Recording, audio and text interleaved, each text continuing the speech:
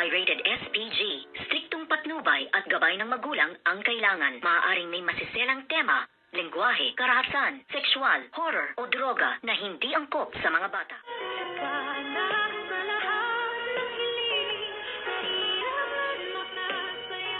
Good afternoon and welcome sa aking munting channel nang makumpirma na nga nitong si Zoe kung ano nga ang gagawin nito ngang si Doc Ray Meneses at ni Dr. Annalyn Santos ay agad-agad niya ngang tinawagan itong si Justine para nga ipaalam sa kanya ang kanyang mga binabalak at dumating naman agad-agad itong ngang si Justine at doon nga ay pumasok ng kotse niya itong si Zoe at ito nga na sinabi ang lahat ng plano niya para kay Dr. Annalyn Santos at laking gulat nga naman nito ngang si Justine na bakit kailangan pang idamay si Dr. Annalyn ay wala naman itong ginagawang masama sa kanya, ngunit talagang magaling din magsulsul itong ang bruhang si Zoe at sinabi nga niya na once na mapapagsak natin si Dr. Annalyn Santos ay magiging kasiraan na rin ito ni Tita Giselle. Di ba yan nga ang iyong gusto mo? At ano kaya ngayon ang gagawin nitong si Justine?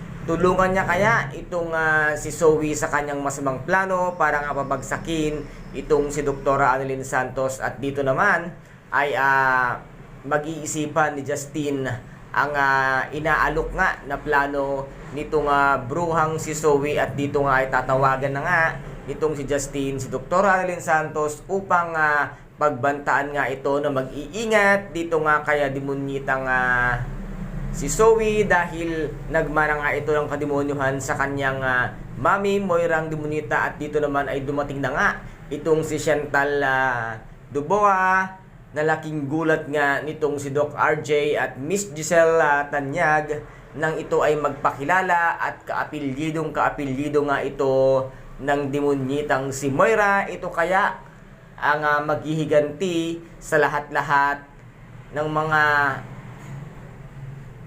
pag-aari nga ng mga tanyag na kanilang babawiin at babagsakin dahil ang pagkakaalam nga ni Madam Chantal ay inapi at naagrabyado nga nila itong si Moira at hindi niya alam ang katotohanan na itong ang demonyitang si Moira ang siyang naging sanhi kung bakit nagkaroon ng maraming kaguluhan dahil nga sa paghahangad niya na maagaw ang lahat ng ari-arian ng mga tanyag at masira ng tuluyan itong ang si Miss Lynette Santos. Sana Madam Chantal ay matauhan ka at malaman mo ang katotohanan kung sino ang tunay na demonyo at demonyita ay walang iba kung hindi nga iyang anak mong demonyitang si Moira. And guys, ito po ang ating pakaabangan ngayong hapon dito nga sa Abot Kamay na pangarap na kung saan ay napaka-intense at kapanapanabik ang bawat eksena. At kung nagustuhan po ninyo ang aking videos for today,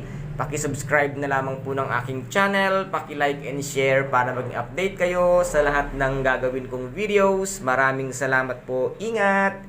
God bless and bye-bye!